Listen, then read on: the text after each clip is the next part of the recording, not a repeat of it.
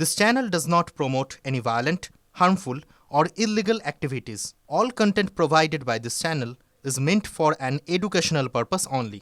নাজাত কাণ্ডে ৮ জনের বিরুদ্ধে এফআইআর, খুন ও খুনের চেষ্টার ধারায় মামলা রুজু। শেখ শাহজাহানের স্ত্রীর নামে এফআইআর, লরি চালক আলিম মোল্লা, নজরুল মোল্লার নামেও এফআইআর। বাইক নিয়ে অপেক্ষা করছিলেন নজরুল মোল্লা, অভিযোগ ভোলানাথ ঘোষে। জেলে বসেই যে শাহজাহান ছক কষেছে সে কথা উল্লেখ রয়েছে সেই অভিযোগে। এমনই দাবি ভোলানাথের আইনজীবীর।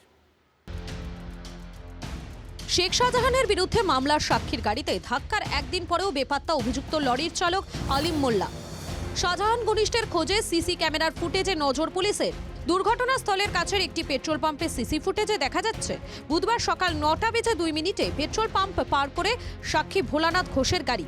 ঠিক 1 মিনিট পরই অর্থাৎ 9টা বেজে 3 মিনিটে দ্রুত গতিতে পেট্রোল পাম্প পেরোয় একটি বাইক। সেই বাইকে 3 জনকে ঝাপসা বোঝা যাচ্ছে।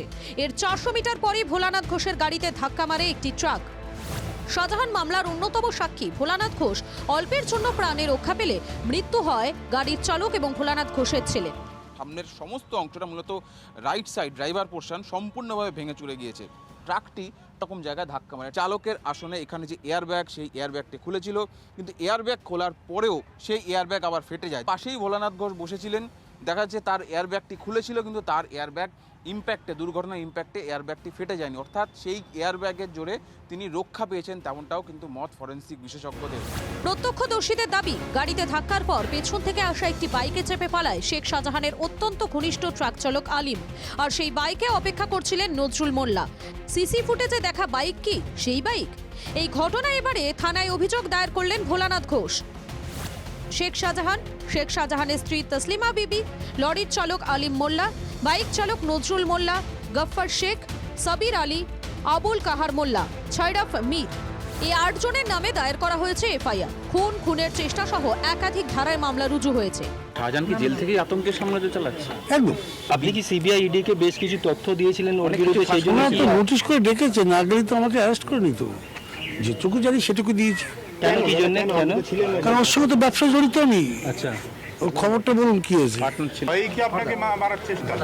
গাড়ির ড্রাইভারের বিরুদ্ধে মূল অভিযোগ আছে, আর অ্যাসোসিয়েটস আছে শেখ শাহজাহান এবং তার পরিবারবর্গ। অভিযোগটা ওই জেলে বসেই উনি চালাচ্ছেন সন্দেশখালী। এটা এদিকে শুভেন্দু অধিকারীর দাবি, ভোট ব্যাংকের রাজনীতি করে তৃণমূল, তাই আলিমকে ধরবে না। ভোট ব্যাংকের পলিটিক্স। ভোলা বাবুকে বলবো আমরা আইনি সাহায্য দেব, সাক্ষীদের কেন্দ্রীয় নিরাপত্তা এবং মামলা অন্য রাজ্যের ট্রান্সফার, এই দুটো খুব এসেন্সিয়াল। গত লোকসভা নির্বাচনের আগে তারা চেয়েছিল যে সন্দেশখালীকে দিয়ে সারা ভারতবর্ষে জয়লাভ করবে এবং পশ্চিমবঙ্গে জয়লাভ করবে। তারা ব্যর্থ হয়েছে, সন্দেশখালীর বসিরহাটটাই ব্যর্থ হয়েছে। ফলে তারা ছোট্ট কোনো ঘটনা ঘটলে অনেকটাই বড় করে দেখে। সাক্ষী ভোলানাথের দুর্ঘটনায় পরিকল্পিত হামলার তত্ত্ব জোরালো। জেলে বসে পুরনো সঙ্গীদের নিয়ে হামলার ছক শেখ শাহজাহানের। কিভাবে সঙ্গীদের সঙ্গে যোগাযোগ? ঘটনার পরই জেলে শেখ শাহজাহানের ওয়ার্ডে তল্লাশি। বেআইনিভাবে কি ফোন ব্যবহার করছিল সন্দেশখালী ত্রাস, নাকি বন্দীদের পরিবারের সঙ্গে দেখা করার সুযোগ নিয়েই ছক কষেছিল? সুজয় পাল, সুপ্রিয় গুহর রিপোর্ট, টিভি9 বাংলা। শাহজাহান মামলার সাক্ষীর উপর প্রাণঘাতী হামলার পর সন্দেশখালীতে সিবিআই।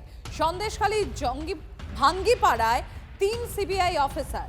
আপনাদের আরো একবার জানাবো, সন্দেশখালীর ভাঙ্গিপাড়া, সেখানে 3 সিবিআই অফিসার। 2019-এ নিহত প্রদীপ মণ্ডলের স্ত্রী পদ্মা মণ্ডলের সঙ্গে কথা। শেখ শাহজাহান বাহিনীর বিরুদ্ধে এই প্রদীপ মণ্ডলকে খুনের অভিযোগ উঠেছিল। এদিকে শেখ শাহজাহান মামলার সাক্ষী ভোলানাথ ঘোষের গাড়িতে ট্রাকের ধাক্কার পর নিরাপত্তার অভাবের বিষয়ে সিবিআইকে জানিয়েছি বললেন নিহত প্রদীপ মণ্ডলের স্ত্রী পদ্মা মণ্ডল। আমাদের কোনো সমস্যা হচ্ছে কি না, কোনো কিছু আসছে কি না, হুমকি ধুমকি কিছু জানার জন্য উনি এসেছেন। আপনাদের কি এরকম হুমকি ধুমকি আসছে? আমাদের তো ওটা প্রতিনিয়ত থাকতেই, মানে চলতেই থাকে।